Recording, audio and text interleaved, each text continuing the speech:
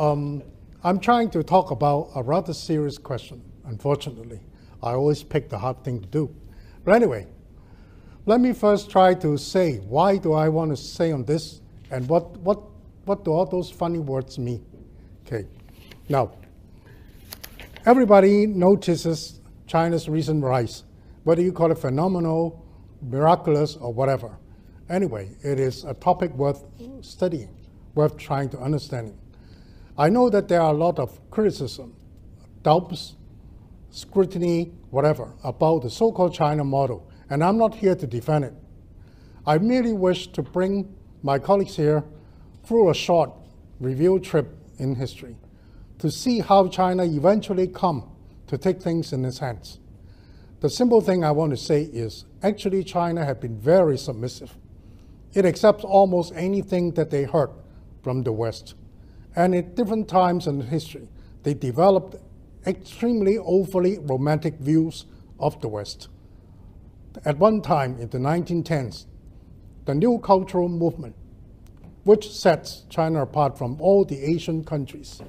This is the time when Chinese women, at least in theory, had acquired equal status. If you compare the Chinese women now with, say, the other Asian countries, you may be shocked to find that, in theory, they are actually doing much better. Of course, I'm not saying that in the mountains, the people there still treasure having sons, not daughters. But that's another story. But anyway, why is it that because now China is criticized for being so obdurate, so hard-headed, why do you insist on your own way? Why, what about all this China model? Let me be quick to point out. At about 2 years ago, in the international conference called China and the World, I specifically point out there is no such a thing as a China model as far as China is concerned.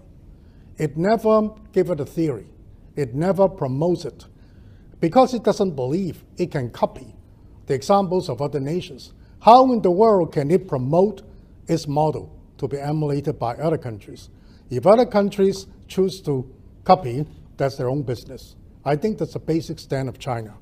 Now, let me start by introducing some of the keywords. Modernity and contemporaneity. Are they not pretty much the same?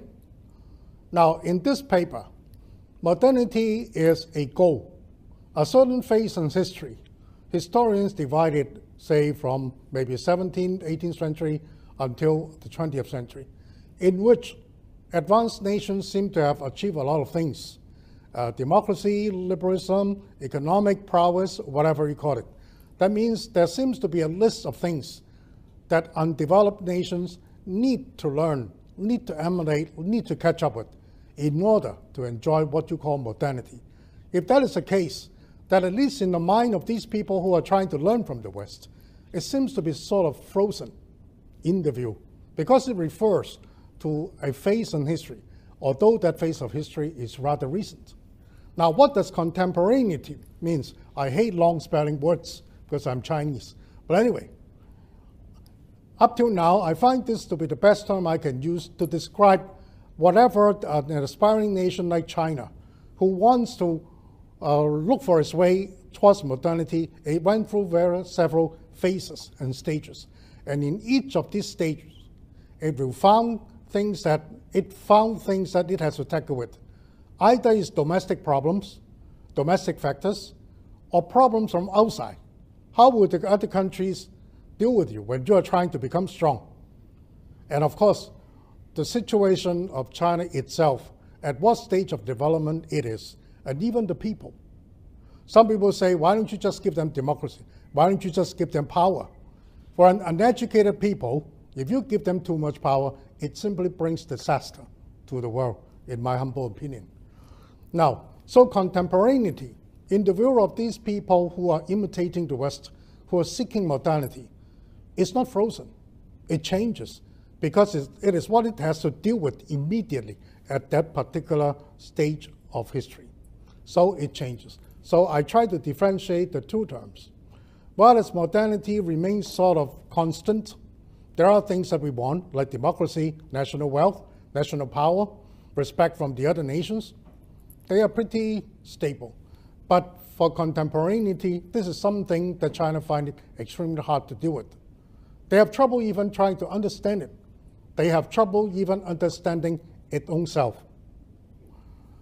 Of course, when it comes to outside things, then it needs to be even harder. Now, what does negotiating mean? As I had said earlier, in the beginning, China simply accepts, adopts, learns, without any query, whatever they heard or they think they heard, they discovered from the West. But then they soon found that it doesn't work.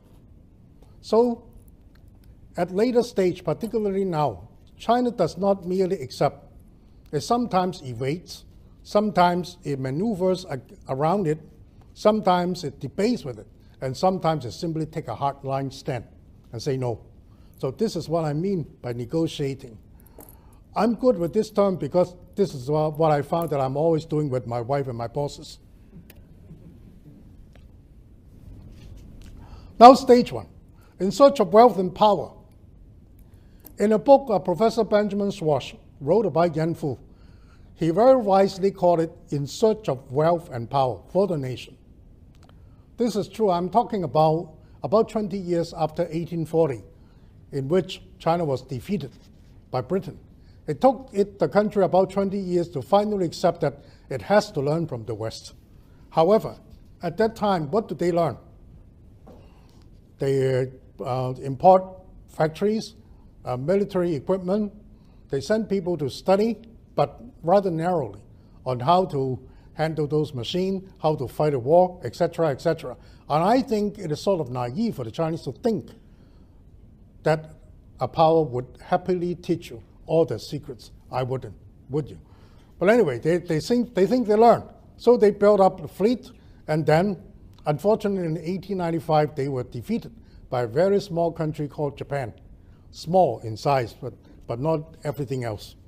So looking back, this is a time also the government, with their officials, some of them educated in the West, very small number of them, engaging in actually building up what they hopefully call modern enterprises, like factories and things like that. The problem is they are marred by what I would call the usual suspects of a decaying empire. When you look at the history of any decaying empire, usually they are corrupt, they're inefficient. But most important, those who are in charge know nothing about anything modern. And these are the people who are supervising, monitoring those who come back from abroad. With the wrong kind of management, how can you get things done? So, this is my second question. Who is supervising? Guiding without experience. And this means government-monitored business. Yes, they realize that business needs to be done by people. Unfortunately, it is the governments who monitor them. Either they seek a lot of pay or they guide it in the wrong way. Anyway, it didn't work because very soon China was defeated in 1895 by Japan. And then all sorts of criticism came up. And my teacher, Professor Ambrose King, then brought out his three-level theory about modernization. He said China is wrong because unlike Meiji Japan, it didn't learn from the West completely. It only learned at the material level. Next, it should be the institution level, and then the spiritual, cultural level. To be fair, I don't think, in comparing Meiji Japan and this early search of wealth and power, I don't think they really differ that much. It's only that Meiji Japan started earlier, and they are more anxious, and they send more people.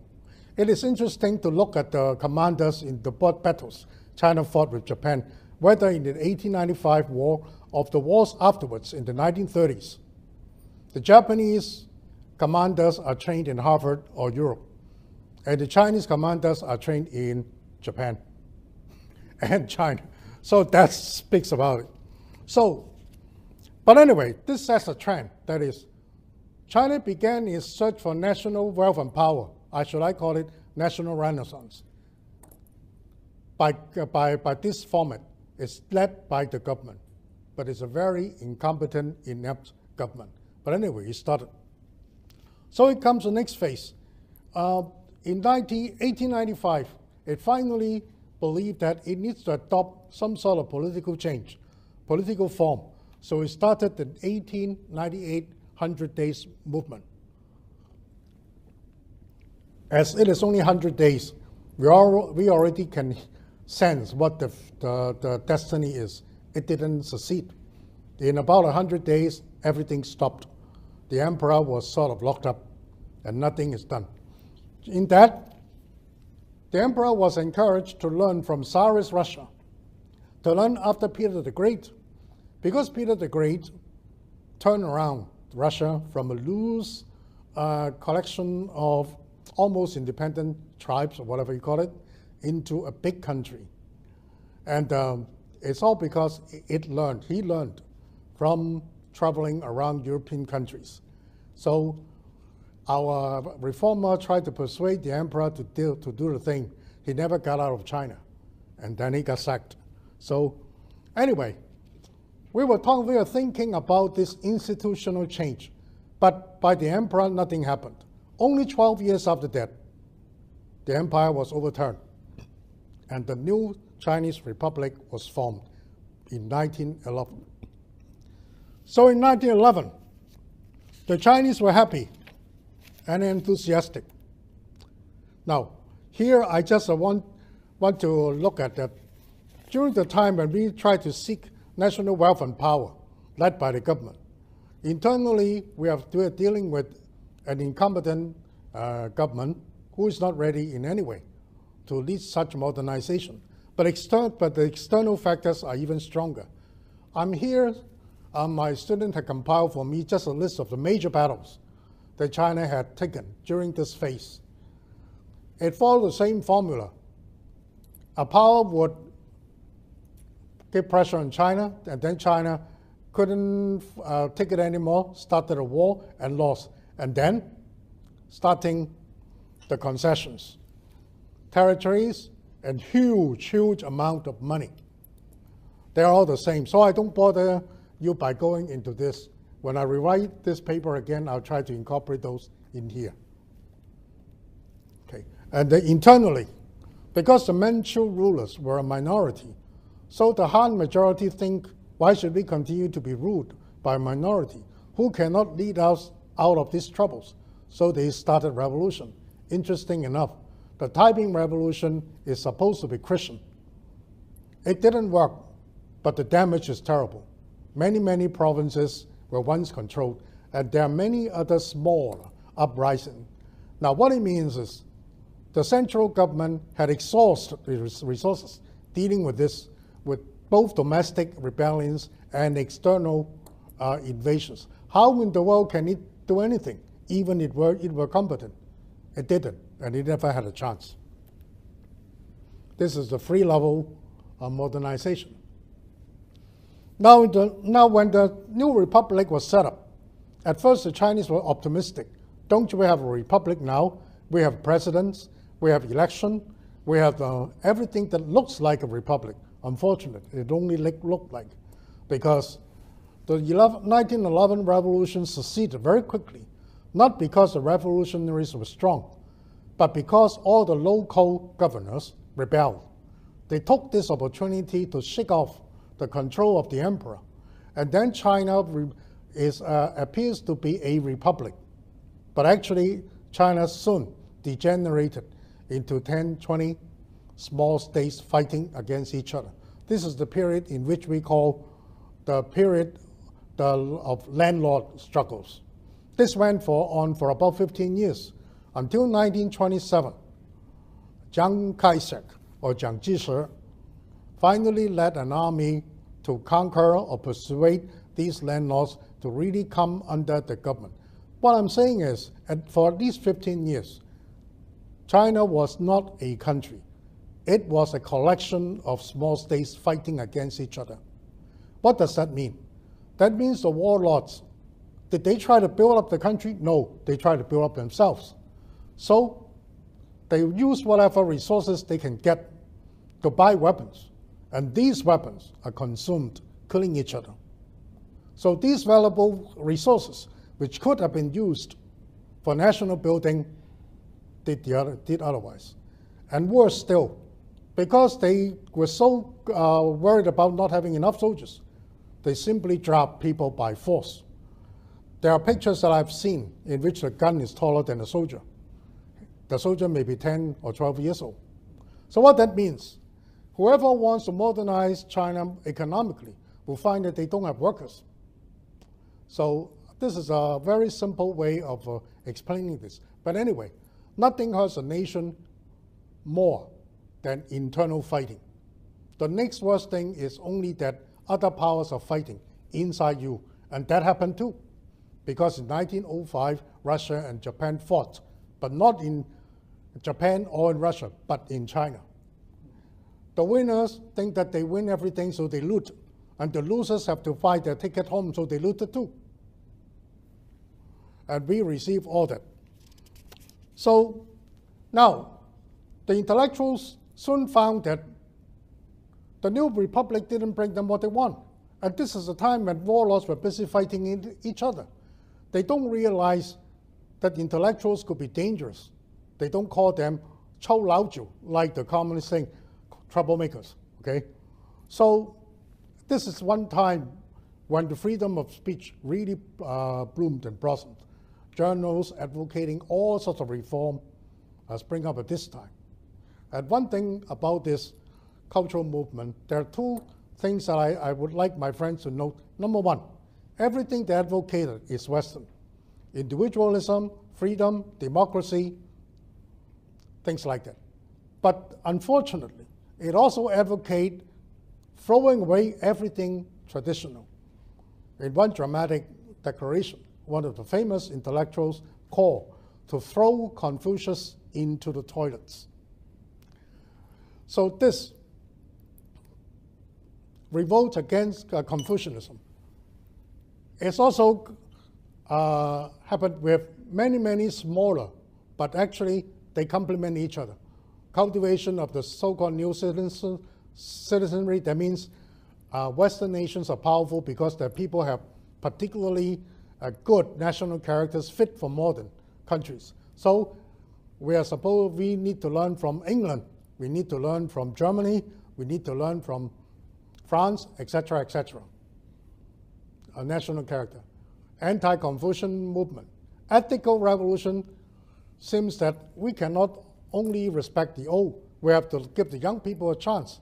We cannot have equality, we cannot have this unequal status between the male and the female. And I think this is the biggest accomplishment this culture had done, at least in theory. Now, all these are against the Confucian order, in which, of course, the male dominates, the old dominates. The vernacular and new literature movement, the Chinese were struggling to make more and more people literate by trying to simplify the language. Actually, China had more than 1,000 dialects, but the only thing that united them together is the written language. But the written language doesn't really approximate most of the spoken dialects. So you are actually learning two. That's the price you pay for unity. It doesn't really matter, but the written language have been so old. They're all old languages. So what they try to do here is to try to make the written language closer to the spoken language, at least according to the Beijing dialect. That's what they do. And then the call for science and technology. This is, of course, a very narrow-minded view towards knowledge. But I think the Chinese have this view even up to now. You look at all those generous call for work in China. It can pay up to $300,000 to $400,000 US a year if you are a scientist. That means you can create wealth, you can create power for them, but if you're a historian, you'll be lucky to have a job at all. And then the work hard and frugal study movement. That is, Europe is the center of civilization. Just go to any European country to study. In some extreme cases, people just go anyway. They don't know the language of the host country. They are not even prepared for any formal study program. All they have is a lot of carriage plus a one-way boat ticket. That's why many of them really don't study. And that's from where, from this group in France, came the Chinese Communist Party people. They're desperate. But anyway, the whole thing is castigation of tradition and the unreserved embrace of things Western. Even if it succeeded, it didn't, because China soon have a lot of other problems. Politically speaking, it's this and that. Now, how do they imitate the advanced nations? I have a book, unfortunately it's only in Chinese, because I don't have time to translate it. You see, various countries were selected for the new cultural movement. They selected France because they believe revolution means civilization. That means that's what China wants. In a book called The Opium of the Intellectuals, the author really pointed out radicalism and revolution is the opium for the intellectuals. They always think by acting radically, you save the nation. I have to think otherwise. I don't really believe. Now, by 1919, something happened. Because on one side, we have the new cultural movement in which everything West is praised. On the other hand, the First World War broke out in about 1914, and China was invited to join as an ally. Although Chinese soldiers don't really fight in the frontier, they're too small. But they work, they do all sorts of work, and they are considered allies. So the Chinese were hopeful. Actually, they were only wishful thinking. They thought, because Germany was a common enemy. So at the end of the war, when we win, the German possession, German privileges in the eastern part of China would be returned to us. No. In the 1919 Peace Congress in Berlin, the Chinese were shocked to find that all such privileges were given to Japan, not returned to China. This caused the major split among intellectuals in China. Many still stuck to the new cultural movement of everything West is good, including individualism. This is the main difference. But those in the political power, the nationalist government leaders, were embracing Germany, fascist Germany. It revived so quickly. Collective power. Never mind the individual. Collective safety is the most important. And as for the communists, they cannot embrace Germany, so they embrace the Soviet Union. This is a time, what I call the Great Split. Most who still hang on to individualism go overseas after the Chinese communists took over. But then, in the government, the national government were thinking fascist Germany as a model. And of course, everybody knows about the Chinese communists. So this great split has a very tremendous impact until now. Until now, the Chinese are really divided. Most people in Hong Kong, for example, would jealously guard individualism.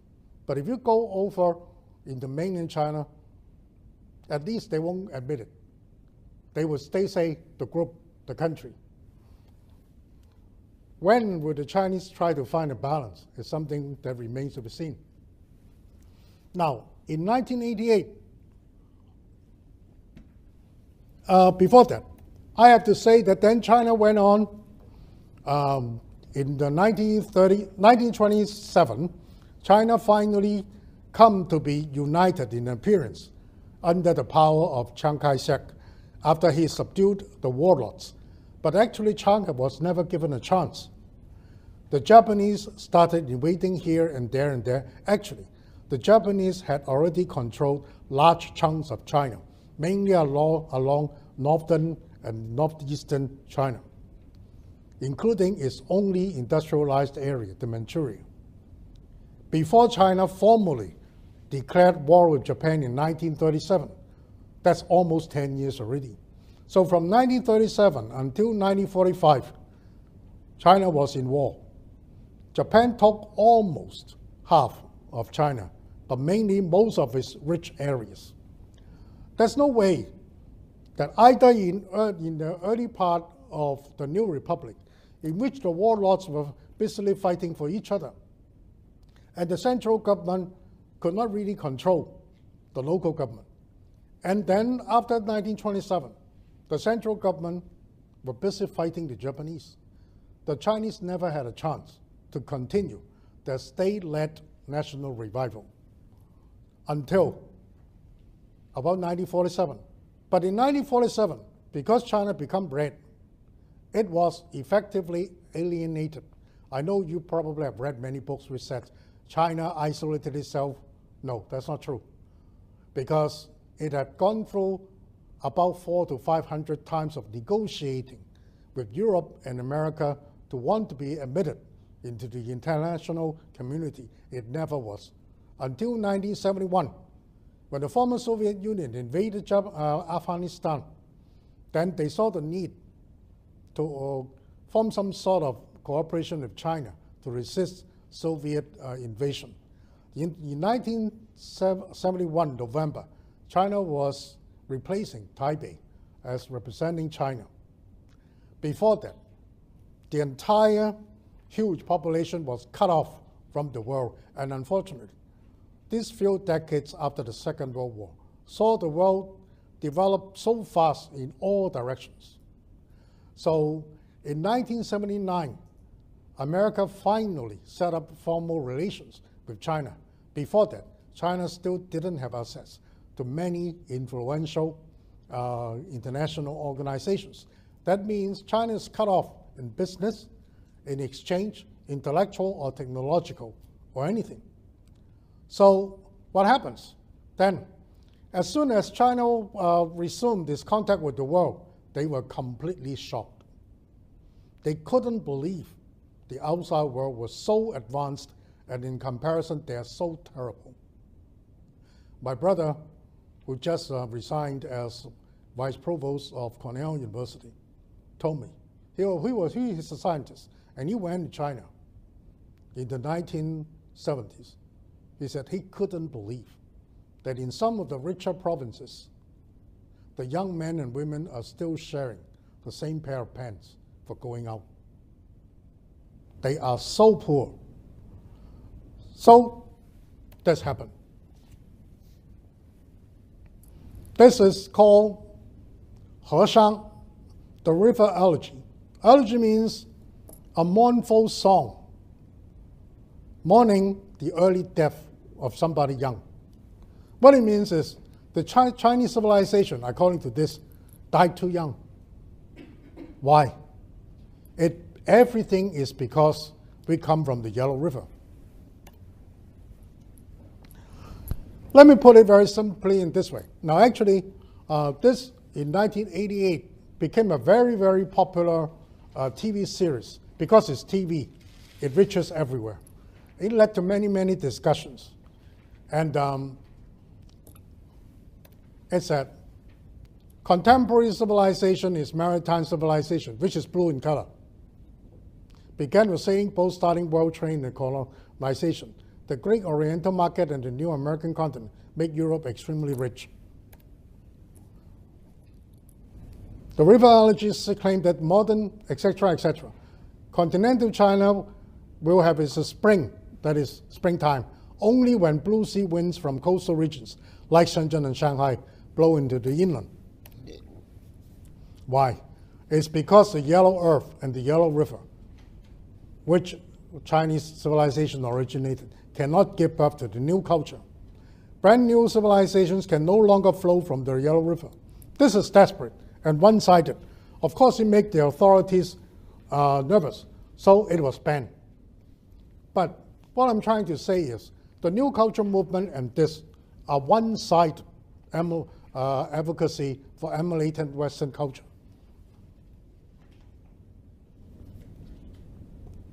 No. But then, for these people who advocate the Chinese to go to the seas, didn't know the reality. This is compiled by my friend, Professor Ni. Country, population, land, coastline, coastal territory, actually under the control. Compare this with India. India has a coastline of 7,000 kilometers. It controls 1.6 million. China has 18,000. It actually controls only 870 because a lot of the land are under contest. This is Andrew Erickson, an American professor in military affairs. He said, China cannot control these maritime provinces because their territories are under contest. And the Chinese intellectuals never know. Just Google it. You can find it.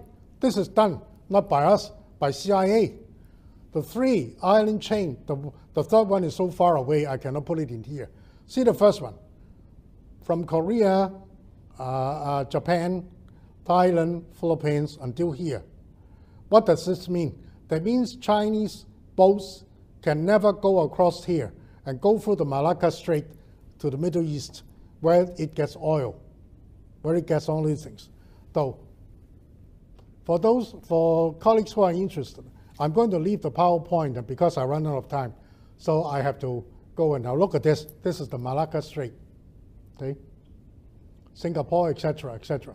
If this is controlled, Chinese cannot get the oil, Chinese goods, Chinese materials can never go there. So this is what the intellectuals who advocate the blue civilization don't know. It's not that whatever you want to do, you can. Because part of the contemporaneity they have to deal with, that it's outside countries, don't allow it. Now, with that, this is the first time China sent a navy to defend business ships against African pirates. If you know Chinese, you know what it says here. I remember firmly what my leaders asked me to do. I will execute my mission faithfully. We will crush the island chain. So you know what it means now? Now, these are the advanced weapons all along China now. This one nuclear submarine has enough tomahawks to destroy one mid-sized country. 60% are now around China. Now, but in 1978, usually we credit Deng Xiaoping for this. China began its economic reform. Then I think it's something that most of you have heard of. I like to show this. This demonstrates the power of the central government. It divided the country into large sections. Each section, each region, was given specific roles. What do you do? What do you need to do? Making use of your geographic situations, your resources, and how it work together to comply, contributing to the overall national development. And they are doing it. They are doing it.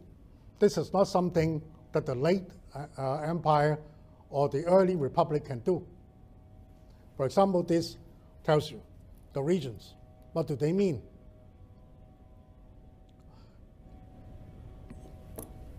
Let me just look at this, just to give you an illustration. This is the underdeveloped northwest and the west. We are talking about 65,000 kilometers in roads and railway, more than 230 airports. And in planning, they intend to set up more than 250 cities. This is enough if you are in the construction business. Better go and look at it. And this is something that no other country right now is doing. I'm not saying that they cannot do it. Maybe India can do it, but they may not have done it yet. So this just demonstrates how the state-led revival, national revival, has come again. And also, the Chinese are very, very good at economics, better than we thought. They asked the people who at first were described as black ants, who never stopped working. The government says you have to take your day off both Saturday and Sunday, at least 2 days in a week. Why? Because that means you can take short trips and you will spend money. It is creating the world's largest domestic market. And what does a high-speed railway system do? This is done by the CIA.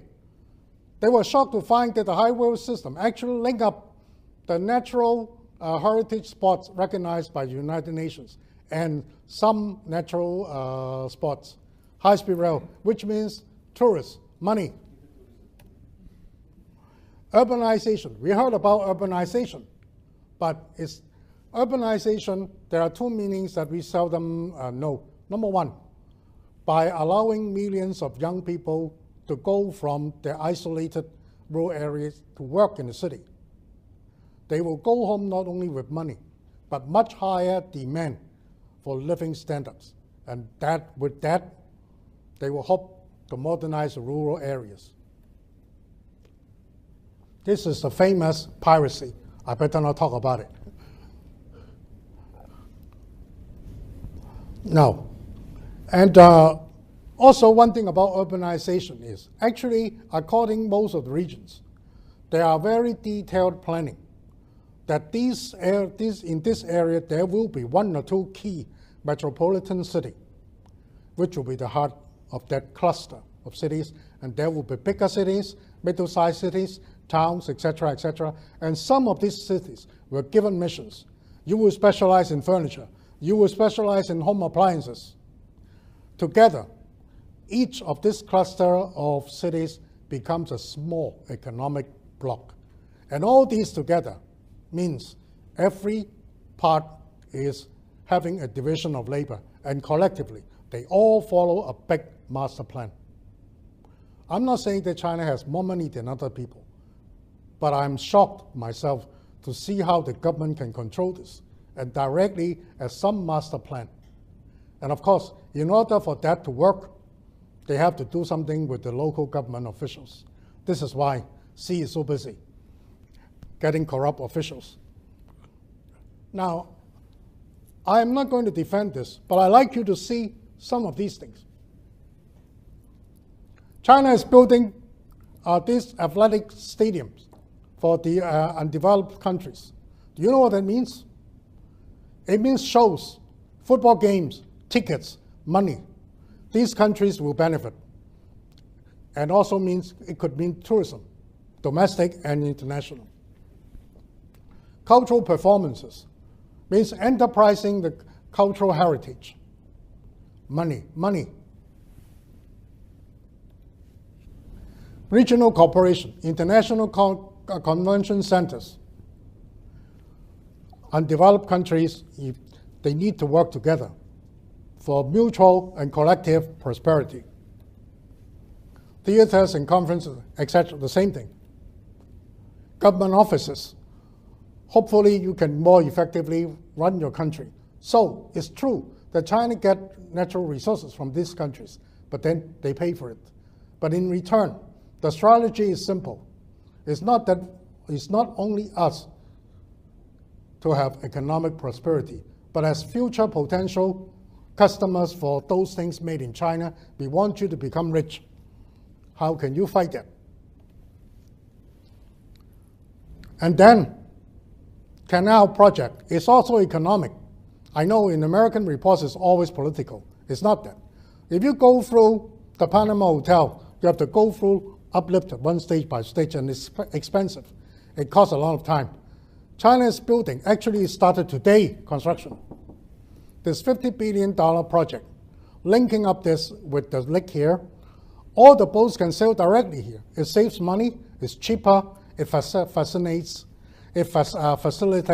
economic cooperation. An old scheme from 1886, when Peary, who later go to the North Pole, began constructing as an engineer this canal through Nicaragua. Okay. And it was cancelled for Panama, so he went to the north. Oh, well, I'm glad Nicaragua is not Dakota. Okay, so had China realized dreams? I think I better come to a conclusion now because my colleague has signaled to me the time is off. Number one, China comes to be so stubborn in its own ways because it believes it learned from its recent history. Twice at least, it major intellectual movements and reforms. It tried to copy everything from the West. It doesn't work. So they have to insist on their own ways. But they never repudiate or argue against Western ideals. They just argue, we have to do it in our own speed. We have to list the priorities according to our own needs. Certainly, such development, particularly, it seems to me that up to now, China has succeeded partially to revive the national wealth and power. How about culture? Now that is a big question. Because if both major intellectual movements are all so lopsidedly pro-Western, what will be the next one? Is there a cultural renaissance in China too? If it is, what would it be? Because Dr. Au is going to say something about that, so I'm not going to say it. But I really would be very anxious to see. Would it again be lopsided Western or too lopsided traditional? Or could China wisely come to some sort of mutual adaptation? I'm praying for that, and thank you very much.